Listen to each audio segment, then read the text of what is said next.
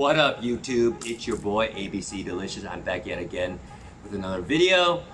I know what you guys are thinking. Didn't you just put out a video the other day? Yeah, I'm feeling a little bit ambitious, and I feel like talking, basically. And to give you a little update, the situation in Taiwan with COVID-19 has ramped up a little bit, just in case you want to know. Currently, we're in something called Level 3. No, this is not an episode of Black Mirror or Stranger Things. This is the new normal in Taiwan. So basically, I'm being a good little boy, and I've stayed home the whole weekend. I know, go me. And the purpose of this video is just to talk about a TV series I just kind of completed. I did watch it already, but I didn't fully get everything, so I went back and watched some of the parts again. In case you're wondering, it stars two characters who I feel were very much underutilized in the whole Avengers franchise. I'm talking about the Falcon and the Winter Soldier. Although I do feel like the Winter Soldier did get his acclaim because he was in that movie several years back called Winter Soldier with Captain America. It was kind of good to see them delve deeper into his mythos, his origin, and then also Falcon, who's just basically known as Captain America's sidekick. It was really good to see him as well. Anyway, the series I'm talking about, of course, is called The Falcon and Winter Soldier, which I definitely recommend you guys to go out there. And basically a quick 2-minute review if you don't feel like sitting through this whole video, although I would love and appreciate it. I definitely recommend the show. It's really good. Anthony Mackie, who plays Falcon, always thought he brought like a level of gravitas. I'm in a universe with Thor, Hulk, Iron Man, and yet I somehow hold my own, if that makes sense. He's in the show.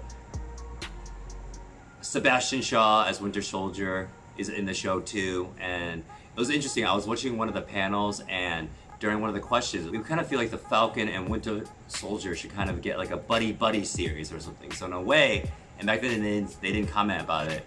They made a joke about it. It should be kind of like Weekend at Bernie's.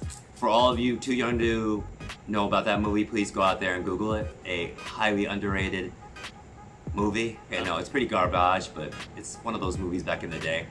Anyway, it was really good. Basically, with this show, it takes place 6 months after the events of Avengers Endgame. The people are back after the big blip when Thanos snapped his fingers and half the population disappeared. So now you have all these people back. And remember, they came back 5 years after that snap. So a lot of people had already moved on, gotten remarried, moved on with their lives. But imagine if one of your loved ones or someone you knew died, and then 5 years later they come back. You'd kind of be like, what the F? I mean, a friend would be okay, but imagine if that's your husband or wife. I assume you would have moved on by then. I want to try to make this video as spoiler-free as I can. I will say it's very interesting. Do you think the Avengers are like rich and they could do whatever they want? But actually it's kind of interesting. They show Falcon kind of struggling with some of his own personal finances, that kind of thing. I don't want to get too deep into it. And then you see the Winter Soldier kind of try to become human, I guess, in a way. There's nothing that could be done to kind of erase his horrific past of just murdering people. I don't think that's a spoiler. I don't think I'm ruining anything, because in all the other movies you could tell that he is a hired assassin, and basically Hydra snap their fingers and like he would just basically assassinate anyone that they told him to. So it's basically, it's about him not forgetting about his past, but kind of coming to terms with it. And we all know Cap as being a fish out of water. He didn't come back until 50 years later or whatever the number was, but Bucky, or Winter Soldier, is also in the same boat. Although he's been here all this time, he's been kind of under hypnosis or under lock and key. So in a way, he's kind of a fish out of water too. So I think that they had some nice moments there as well, because he's talking. I think one of the comments was, he was telling like someone, like, oh yeah, my favorite music is the 50s. And they're like, huh? And he was like, yeah, I was there. Kind of like a vibe, like I was there. So it's very interesting.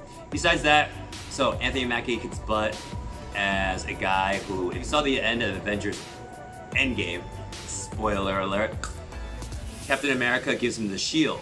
so it's kind of like a big burden to him to accept the shield and or the mantle of being Captain America. That comes with a lot with being it, especially as a black guy or African American. They don't really hit you over the head with that, but that's a very important thing because hate to break it to you, Anthony Mackie is not a blue-eyed, blonde-haired white guy. He's a black guy, so he's not there Captain America, especially with the events of, I don't want to get into it, of the past year or two, or just ever since post-slavery, right, in the United States, right?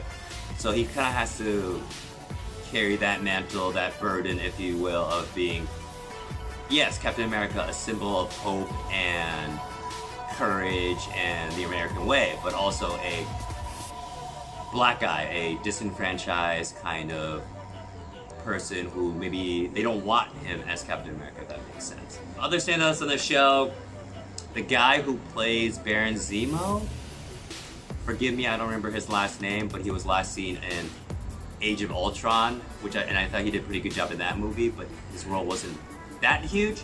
So in here, they're able to expand on that role. He kind of gets to like bite into the role, and I have to say, he is really good.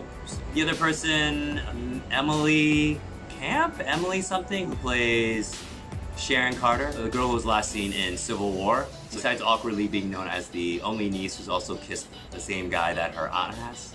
I don't know if that's a record or not. Any aunts or nieces out there who kissed the same man, please comment down below. So I would say, I want to make this as spoiler-free as I can. Really good show. I didn't know what to expect. I thought maybe the special effects wouldn't be as good. Obviously, it can't be as bombastic or as special effects laden as the Marvel films, but I think they did a really good job. Also, the guy who plays the new Captain America or Agent Walker, man, I don't remember his name too. Apologize. Please comment down below if you know his name. I think he did a pretty good job. Obviously, I could never see anyone else as being Captain America, but he does a really credible job. Who else is on the show? I don't know if I'm spoiling this, but someone, I'll say this. I don't want to spoil this, but someone that we all know from a very famous, iconic show from the 90s also has a small part in this show. So look out for that person.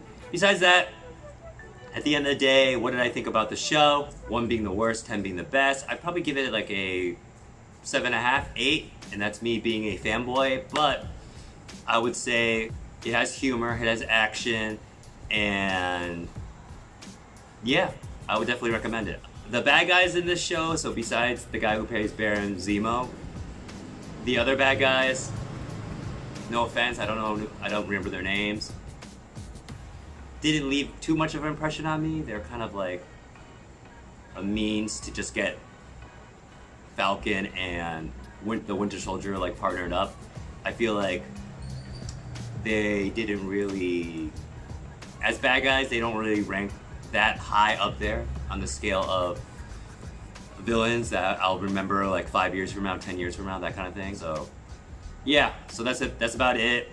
I would say if you're a Marvel fan, definitely go watch this.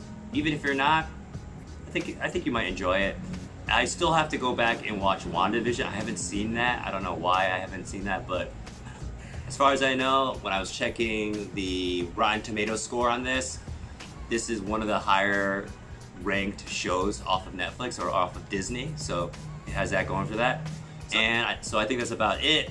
I look forward to bringing you more videos in the near future and hopefully surviving COVID.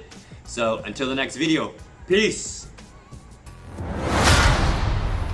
It feels like it belongs to someone else.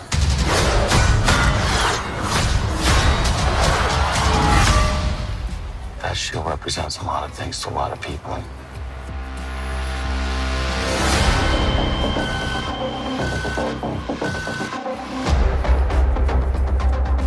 Symbols are nothing without the women and men that give them meaning.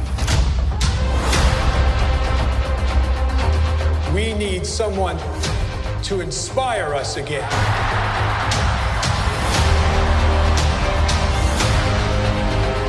The world's more complicated now. Whenever never gonna stop.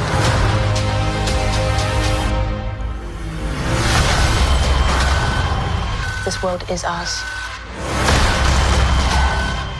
There's no going back. It doesn't have to be a war. It already is.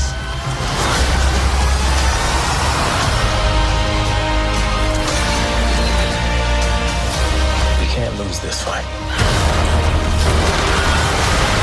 If we do this, we're gonna do it our own way.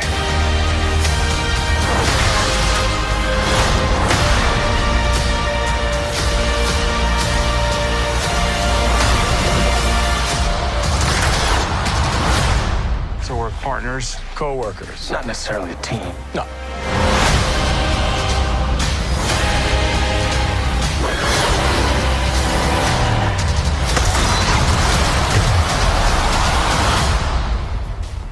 We look damn good, though.